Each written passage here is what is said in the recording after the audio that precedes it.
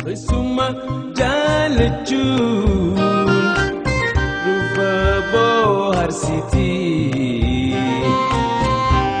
Suma jalachun rufa bohar city.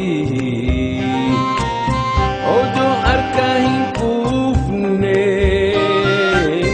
ya dafsi lakifti. Suma jalachun rufa bohar city. Suma jalachun rufa bohar city. Odo arkahin kufne ya dafsi lakifti.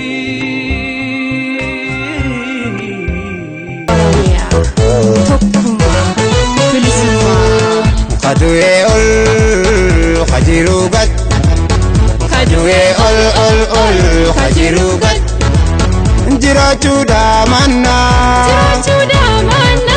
Salagola mito khani falmanna Egere boru ballo buldura Egere boru ballo buldura Naarin mankese milki Nada lawale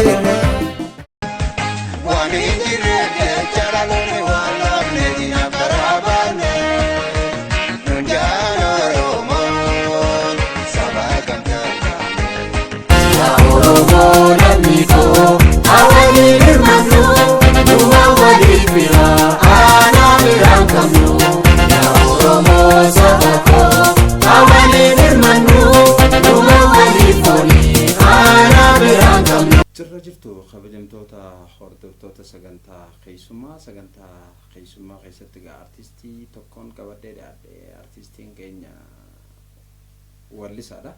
Wallisaa qofa osoo hin ta'in hundeeffama waldaa artistoota Oromoo irraa jalqabee nama shoora guddaa taphachaa turedha. Waa'ee ogummaa isaa irratti akkasumas ammas waa'ee waldichaa irratti walumaa galatti waa'ee artii Oromoo irratti haasawaa kan isin faana turruuta. Keessummaan keenya kabajaa wallisaa Maamad Jaalalaati. Maamad Jaalalaa dursa bagana gahan gara istuudiyoo teenyaan akkami? Gaarii.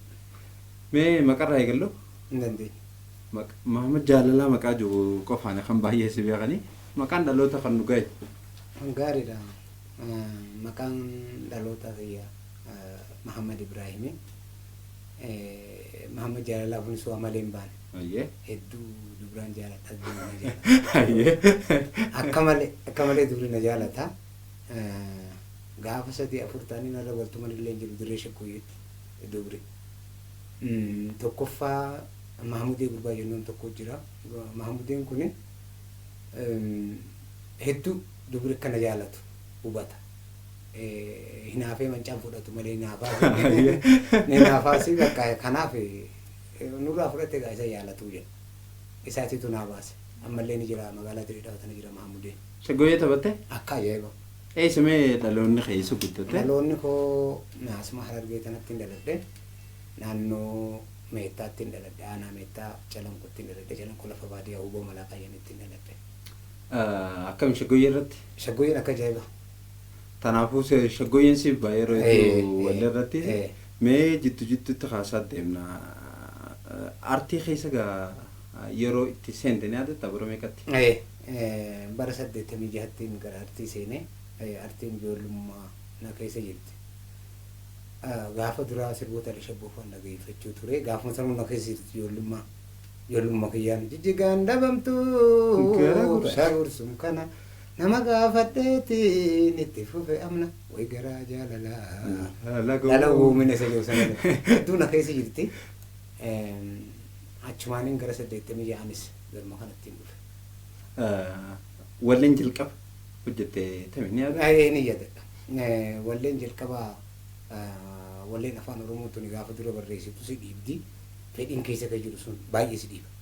Akka malee si dhiiba. Gaafa fedhiin sun na dhiibdu kitaaba guddaa tokko barreeffadheen dhufe magaalaa Dirreedhaa tana goofareenti yommuu hanga dhageessa. Buuca fudheen dhufe jijjiirama duraa sana dhimma gadhee sana ilmaa wisoo facaanee jira. Isa fudhadheen dhufe gaafaan isa fudhadhee dhufu nama walaloo namni walaloo si jalaa hata waan jettu jira beekta. Nama walaloo tiyya tokko buuca sanirra kaa'uuf hin dhufe. Dubbiin akkasii miti ogummaa qabdii ogeessaatu jira ogeessa walaloo fi yeedalootu jira warreen na dura warreen akka abdi qopheeffaa warreen dinqisiifanneen quufneetu jira isaan sanirraa warra dhaalaniitu jiru warra akka hammee xiqqaa kana fa'a amma hammee xiqqaan jira akka barsiisaa kiyyaatti illee ilaala kabja guddaan qabaa fi hammee xiqqaa fi ani walaloo kitaabumaan barreessee fide malee bikka kanatti daan oolti bikka kanatti jecha kun hiika kana qaba inni kun garjallaa tamoo inni kun gubbaa ta'a waan jiru sana addaan kennaa isaanii qabte seera isaa beeku seera isaa mana barumsaattis baay'een hin dubbisaa walaloon hin dubbisaa garuu walaloon na keessa jirti akkaataa tartiiba walaloon itti taa'u san jechoonni akkamitti himan waan jiru san hammee xiqqaatu addaan na baase ani gaa burca jilma kiyya fudhadheetumaan dhufe nama walalooti tuqu gaafanni achi taa'ee qamu sidoo takkaa jira galaan muuziqaa beet ka jedhan galaan mana muuziqaa galaan ka jedhanii jira achitti walitti dhufne inni immoo wallisootaaf barreesseeti sirboota kennuufi jira achumatti itti dhaqanis sidoo sanitti gaafan naqu dubbiin gaa walaloo hataniitu hin jirti walaloo kiyyaaf jala haa'an ture guyyaa lama muusaa jirti jala dhoowwaan ture buuca kiyyaa sassiifachaa'e hoggaa fincaanii baatus fuudheen ba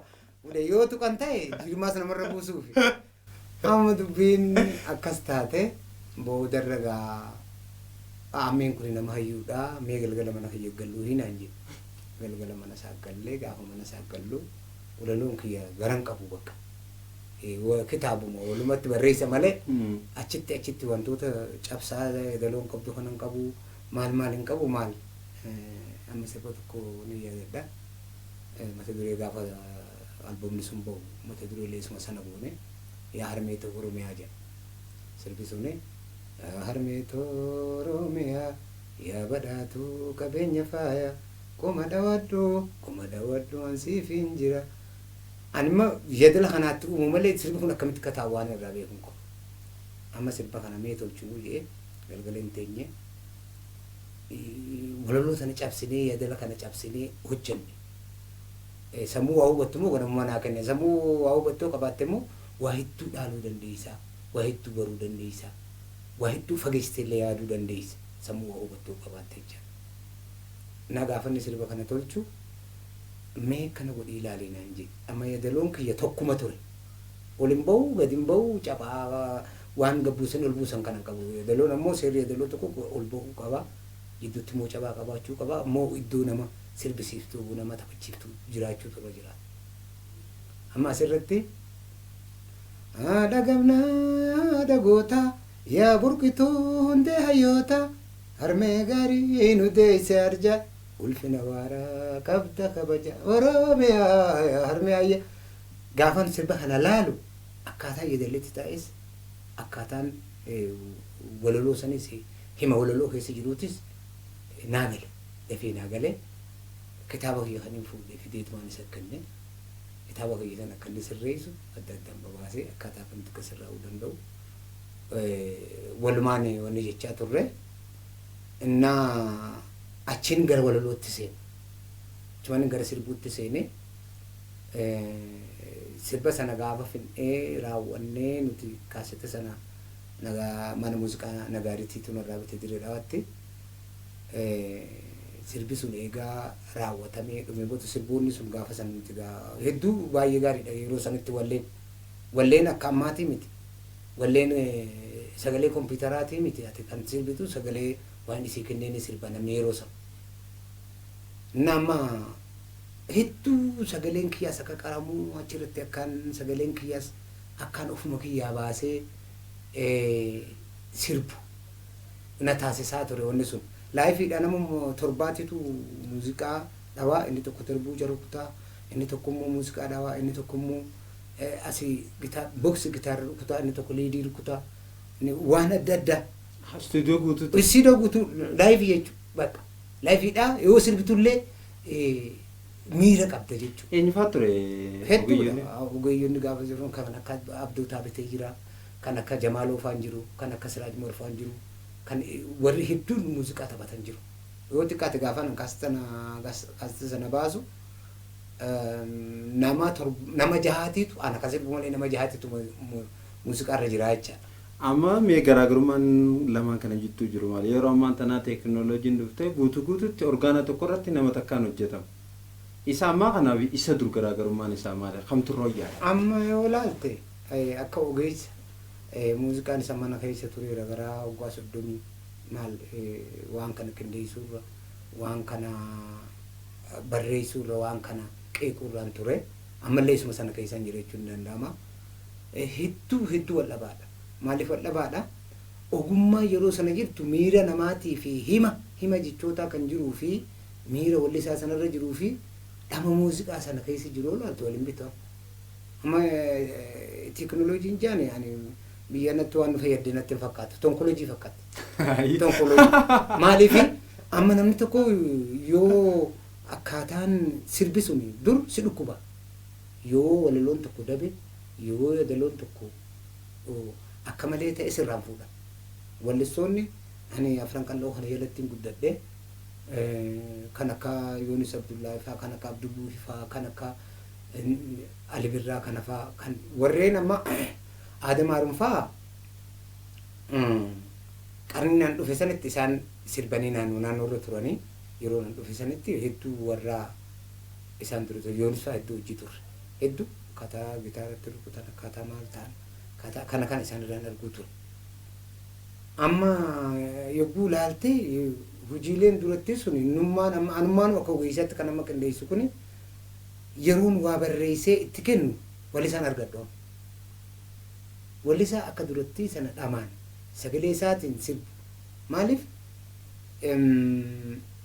duratti yoo teemboo qofa wanni muuziqaa irraa eegamu teemboon yoo sirba sana inni laaffisa ta'e teemboo xiqqisho butanii akkaataa ritima sanarratti ittiin seentuu fi oo'a sirbikka ta'u gochuuf laalanii qinyiitii irra jira. Qinyiitiin teemboo maaree amma jennu kun kan amma zamana kana dhufe kun qinyiitii aadaa sanarra jira. Gitaaraan namni sirbee fi namni har'aan tana infektii kompiitaraa kanaa fi teemboo kompiitaraan walisiisanii fi sirbanii achi burratti deebisanii immoo tunuriin asirratti dabalan kun sagalee akkuma fedhu kawaan gurbaan sagalee damma qabu gaafa amma maaltu hedduu namni qaanyaa jira beeku arti keessatti. Waltajjirraa fi kaafitarratti adda ta'e isa amma wanni guddaa. Amma gurbaan gaafuma sirbuun hin sirbine bara. Kompiitaraatu sirbi. Kompiitarri gaafuma uummata hedduu dhaqa kompiitarri jiru gurbaatu dhaqa asii wal dhabdee. Gurbaan gaafa dhaqee inni sirba jiru hin jiru. Namni irra guddaan isteejii dhiisanii deemu maaliif inni hedduu ati gaafa duraa harkatumtee fi abalu jettee gaafa ati asii harkatumaadha jette gaafa achirra bee gurbaan hin jiru hanuma jawwa.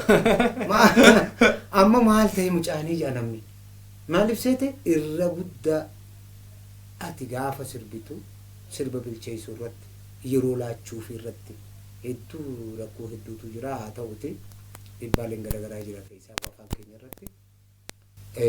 Dhibbaan amma afaan keenya irra jiru maali tokko ekonomikaalii namni dhibbaa qaba.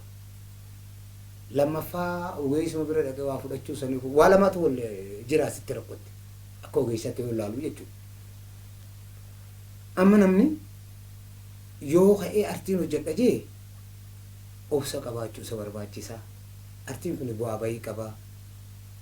Waan manaa bu'aaftee akka dibichaa magaalaa baaftee gurgurtuu miti. Inni tokko warraniin gurgura jee manaa ba'eetu harrumaan tana kaa'ee harruma hojjetee harruma fixee boruu akka gurguruu barbaada. Inni kun immoo hedduu seeftii afaanichaa hedduu waan nu qabnu hedduu gabbuuse aadaa nu qabnu keessatti afaan damma silaa wayin himuu dandeessu waan akka waan himni si godhu. Maali asii miciyyoo bareedduu jaa achiin Oromiyaatti jaa miciyyoo fi Oromiyaa waan wal fidan jiru bara. Asiin ammoo akkuma ganda isaanii qofatti dhageeffatan fedha. Silaa artiin sadarkaan ammarra jiru akka gandi kee qofti si dhageeffatu osoo hin ta'in akka addunyaan si dhageeffatu ta'utu irra jira ture. Yeroo ammaa kana jecha. Mee kana wajjin wal qabsiisnee fakkeenyaaf muuziqaa Oromoo keessatti shaggooyyeen iddoo guddaa qabaachaa turte. Muuziqaa Oromoo beeksisuu keessatti. Amma walleeleen shaggooyyee bahan lakkoo isaanis hedduu xiqqaachaa jiranii. Keessattuu waggoota 4-5 dabre kana yoo hallaallu taate sirboonni shaggooyyee hafaa jira jechuun ni danda'ama. Uumamnummaan shaggooyyeetu artifishaala ta'aa jira. Kun maali rakkoon maddi isaa maali maal ta'uu qabu durmaan? Gaariidha. Amma wanni guddaan amma jiru baay'ee nama shaggooyyee qofaa miti kan badaa jiru. artiin afran qalloo keessaa badaa jira. Artiin afran qalloo baay'ee si gaddisiisa yeroo ammaa kana. Amma warri afran qalloo keessaa aadaa uummatachi baasanii maleeleelee kootu leeleelee gaafa dura bare hin dhageeffanna. If keessa gad dhageeffatta gaafa waan kee kaasan. Amma shaggooyyee waalee isaa qabdi. Bismillah qabdi gaafuma Qur'aan illee gaafa banattu bismillah seenta shaggooyyee illee bismillah qabdi. Waalee isaan shaggooyyee bismillah shaggooyyeeti. Mummaan qabu'ee waa takkaan dubbanne akka warreen gamaa qabbamaan uffanne wayi qabbamaan uffanne. Lakki ammumaan qabu'ee waa takkaan dubbanne. Akka inni si duuba si dhiibu sun shanii nabuus kan jennee fi itti himu. Akkas waan akkasiitu jira. Amma isa sana afran qalloo keessatti artiin amma loqoota Harargee kanaan afaan sirbamu. Amma artiin akkuma waan gooroo takka deebitee itti ilaalaa jirra. Hedduun gubaa jira wanni kun. Hedduu. Akka artisti garuu furmaanni maal ta'uu qaba? Amma maaltu jira seete? Keessaafuu anillee nama kaniin itti dhufe wooma kana waa'een artii afran qalloo kun deebuu qaba. Gooroo kanarratti deebi'u gooroo kanarraa burqee gooroon burqaan artii irraa burqe kun goguu hin qabu. Fakkeenyaaf amma magaalaan Harartuun artiin keessaa burqachuu dandeenya. Dirira amma warroon gurguddaa olaanta kan akka Libirraa kan isaan dura jiran kan akka Shabboo magaalaa sana keessaa gitaara tumamaa ture magaaluma Harartan keessa. Biyya tanaa illee ni beeka. Aadaa saba kanaa aadaa naannoo kanaa uummanni kun akkamitti akka wal jaalatu. Uummanni kun takka ati abalu ati adare ati Oromoo ati Somaalee ati takka waliin hin jedhu. Urgaa ajaa'ibaa kanaa ture ani beeka yaadadha. Magaaluma Harartan keessa jecha. Waan akkasitti urgaa'u sana deebisuu fi amma yaadni koo kan namarra jiru konsartii naannoo kanarra qopheessine jeen dhufe hedduu haalli isaa wal xaxaadha hedduu haalli isaa akkana yaade sanis illee naan taane haa ta'uti fuula duraaf abdii murru maaliif nama leen qabdu waan ta'eef. Amma gubbaa sanarra warri jiran artistoonni kun kaanis kun mikaalee dadhabanii galanii ijoollee guddifachuu irra jiranii akka gaafa dura abdii qabdu sana ijoolleen ol baanii sirban hin jiru meerree Harargee keessaa nama ol bahee sirbu. Dhamni nama Harargee keessaa ol bahee sirbu magaalaa Harartan keessaa wal isa baasuun barbaadammaa. Ogummaa Rabbi naa kenneera naan qaba barreessuu danda'a yaadaleessuu danda'a akkaataa mucaa san itti leenjisee baasuu danda'a. Sadarkaan muuziqaa nama yeroo ammaa kana irra jiru olii sanitti irra jiru maal fakkaata akkamittiin nama tokko asii fudha akkamittiin sadarkaan qabuu danda'a akkamittiin baasuu danda'a je'ee gahee waaniin itti qabuuf akka ijoolleelleen as keessaa uumamaniin barbaada yeroo ammaa kana jechaadha. Nuti leengaa kanarratti akka miidiyaatti karriitti teenya banaadha namoota waan akkanarratti kennaa qaban dandeettii qaban. Baasnee gara uummataatiin gahee irrattis artii Oromoo keessattuu artii afran qalloo guddisuu irratti ulaan teenya banaa ta'uu miidhanumaan ibsuu barbaanna. Maamma jaalala gara hojiiwwan ta'etti achi dabarra jidduutti artii Oromootti itti deebina. Walaloloowwees baay'ee barreessitee namoonni kanneen tasan irrattis naasonni. Garuu albaama sadii baaftee sadeen keessaame walleen akka gaariitti uummataan wal barsiiseettu. Albaama lammaffaati albaamni sadaffaa amma kunoo. Kara jiru. Kara jira akkuma qeenxee godheen keessaa sirboota tokko fuudhee kan hin gallakkisee jira bara darbe kana. Haa ta'uti isa lammaffaati. Inni tokkoffaa sun egaa kaasetni hojii ni caala kan hammee xiqqaa barreesse kan isin jiru sana hedduu naa qajeelchi kan isin jiru sun kaaseta duraati. Teknooloojii tanaatu irratti dhufe. Teknooloojii sun ta'e teknooloojiin tanaatu irratti dhufe maaliif? Anis kaaseta kiyyaa ba'ee torbee lama gurguramaa jiru nagaaritti muuziqaa mana muuziqaa sanitti gurguramaa jiru yeroo duraatiif sagaleen sirba afaan Oromoo kan kompiitaraan hojjetame kan dirmartuu irra gallakkifamu. Gaafa irra gallakkifamu sagalummaan akkasiitu dhagamne egaa namni suma sana jala godhe egaa isa bareedaa nuti gitaaraan sagalee uumaatiin sirbini kana dhiisanii namni gara sagalee kompiitaraa sana kutee jechuudha. Kaasetni sun iddoon gurguramne hojii sana ammallee irra deebiin hojjedha jeen lafa kaa'ee ta'a. Hojii hafuu hin taane hojiitti isaatu caala garuu hojiin hawaasni ittiin na baranii fi hedduu namni ittiin na jaalatu kaaseta lammaffaa.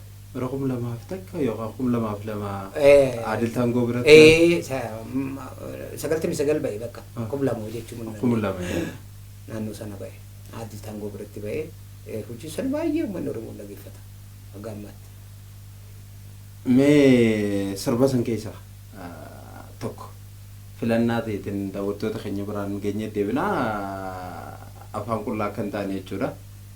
Gaariidha. Filannaa kootiin magaalaa gudditti baha Oromiyaa ona afran kalloo gadaame isaayyaa dirreen deeraayaati dirreen dawaa faayya. Sirba kana yoon afettan natti tola. Hayyee gaa kabajamtoota hordoftoota sagantaa teenyaa gaa wallee Maamad Jaalalaa keessaa tanna waa'ee dirreedhaa irratti xiyyeeffattuu hordofnee deebine. Maamad Jaalalaa gaa if qofaa miti artistoota baay'ees biqilchee jira. Keessattuu walaloolee baay'ee namoota baay'eef kennaa turte. Mee san keessaa namoota beekamaa ta'e asiin dura sirba laatteef? Gaariidha. Namni naan sirba laadheef lakkaa'ee waan hin fixumatti hin fakkaatu.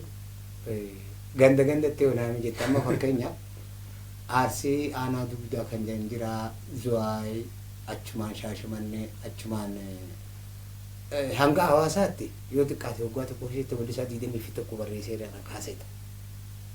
Inni kun egaa qacarraan kaaseta baafachuu dandeessisee baafatee fi waa kadhiisee biyya alaa kutee fi waa kamaal ta'e hedduu warreen ammoo bahanii ala jiran keessa amma waggaa darbe kana gara Weellisaa 23 amma wagguma darbe kana keessa warreen hojjedhe jiru.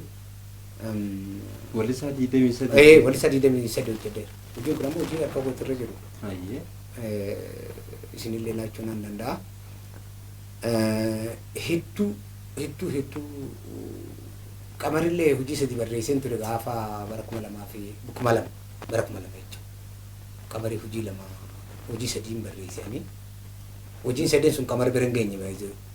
Hojiin tokko as deebi'ee shaaramee taanyaa warra nooloolee wayyaa leelelee naannoo sirbi suni. Raajuu Maamudii. Raajuutu sirbi. Amnaa fi ammee hojii jirra ture laa gaafa sanis. Amma sirbi kun akkam ta'ee seeta. Qamariif hin barreessee. Qamariif sirba sadiin kennanii ammeen sirba torba barreessee Abiraam Adam Faffacaaniin sirba lama kenne. Mucaan tokko Akiliiluu kan jennu hin jira amma Finfinnee jiraachuu Bidireedhaa jiraachuu isaan beekne. Innis tokko kenne sirba 13 kennineef qamariif. Sirbi sun qamar bira gahuu hin dandeenye ani sirba koonaan fudhadhe. Ammeen kun barsiisaa kooti ittis waan hin gurgudduu hin qabu. Baay'ee ammallee akkasuma ammeen anaaf iddoo guddaa qaba nama kabajaa qabu. Inni sirba kana waraabbatee galeeni asitti raajuuf kenne. Ani immoo sirbuma saniif fudhachitti taadalaa gane. Sirbi tokkuma barshabuu amma asitti hedduu namni waaqeequu jira magaalaa Finfinnee san keessa leekcharoota yuunivarsiitii keessa nama jiranii jira hayyootaa jira. Yoom shaarame daanyaan jettaati yoom daanyaan warra nuulolee sun ammallee hin shaaramne ammallee nuulolaatuma jira waan jettuun gaafiin kan saba sanittiin achirraa kaase kaa shaaramee san malee sirbi tokkumaa jecha. Taaddalaa maal jaabeeti qorra nuti. Bare haftal gala kaaba amalanoy gara sittin cabse asitti wanin gar sitti irraa cabseef sirbi shaagoye mamare naannoo wayyaa leelelelelelelelele naannoo achi deebiif shaaramee sana gaafii waan kaateef gaafa osoo Taaddalaan gadhiisini raajuun asii gadhiise. Garuu erga raajuun gallakkisuun isaa beekame ta'e maaliif Taaddalaan? Wal gara ta'e sirbummaanu amma mata dureetu tokko ta'e malee sirbi yaadalli tokko ta'e malee sirbummaanu inni sun maayabbiyo naloole gula dubra halolo abbaan kiyya inni kun kana ture kan amma raajuun garri raajuun sirbeen kun inni sun ammoo bare haftal gala achitti wal irraa cabee gara ba'ee sirbini. Sirbi mamare naannoo geeru weleleleelele dumbushee naannoo sirbi shaakoyee mamare naannoo geeru weleleleelele dumbushee naannoo. Sharamee daanyaan waliin loolee waygadaan toolee weleleleelele. Shalame danyan wali nulloles wayda dantoles wali dinan sirboota biraatis ni qaafna wallistoota baay'ee kannitee jirta Umar Ali Faaraatiif kannitee jirta akkasumas ammas dabbaba addama dabbabaafis kannitee jirta mee gara waldaa artistoota Oromootti jechuudha yeroo waldaa inni artistoota Oromoo qaafamu yeroo baay'ee maqaa keetii qaafama hundeeffama irraa jalqabdee keessa turte moo waa'ee waldichaa haasofnu maaliif ijaarame maalirra ture sirriidha waldinni artistoota Oromoo kun bara 2005 fakkaata hundeeffamu irraa keessa ture waldaa artistoota Oromoo kana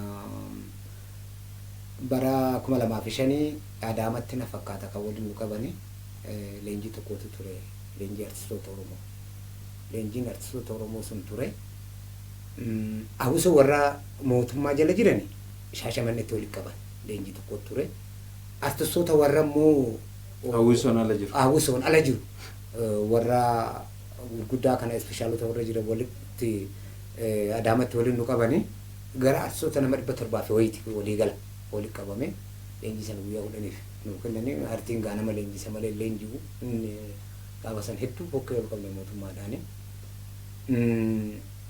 gaafa sana kan filam yeroo duraatiif koree filachiiftuu taaneeti filamne Adaamaa irratti filamne seera ittiin bulmaata waldaa kanaa akkaataa waldaan kun ittiin buluu danda'u kanaan dura immoo Itoophiyaa Muuziqanyoota Maahabar ka jedhu jira Itoophiyaa Muuziqanyoota Maahabar san keessaas jirra nuti ana majira amma miseensa akka Itoophiyaattis jecha amma achi gaa muuxannoo jiru waldoota nu dura dhaabbatan ka warra Itoophiyaa Muuziqanyoota Maahabar jedhu kanarraas seera ittiin bulmaataa gara afaan Oromoo garagalchinee maal goonee ji'a 3 booda jecha artistoota Oromoo waamnee artistoota Oromoo kanan seera ittiin bulmaata isaaniitis dhiyeessinee fi ulaagaalee waldaan kun guuttachuu qabu akkaataa guuttatan naannoo godinarraa namoota fillee namoota sana waamne magaalaa Finfinnee keessatti galma Giddu Galaatti amma manni kun walitti qabame seera sana seega dhaggeeffatan booda raggaasisanii nuti gaa koree filachiiftuu turre sana dura koree filachiiftuu tana nurraa fuudhaa arraba waldayichi kan dhaabbachuu danda'u eega seera sana seera ittiin bulmaataa sana dhaggeeffatee dambii hundeeffamaa sana dhaggeeffatee booda nurraa fuudhaa jenneeni nama biraatu nu dabalanii filanii lammata irratti maas deebinee filamne jecha waldaa artistoota Oromoo kana dhuguma sirriidha filamnee jalqabumarraa keessa jirra dura taa turte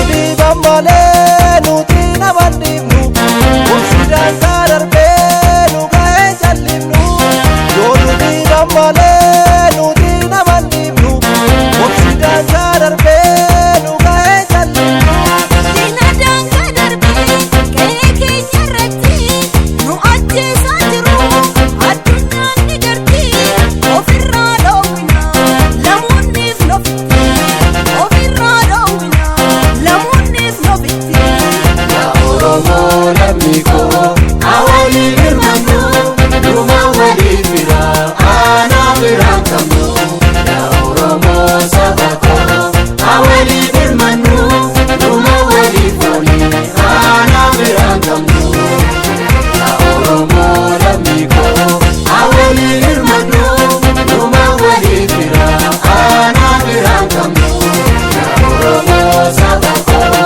awali birmanu Numa wali foli ana birankamu Ya Oromo lamiko awali birmanu Numa wali fira ana birankamu Ya Oromo sabako awali birmanu Numa wali foli ana birankamu Ya Oromo sabako awali birmanu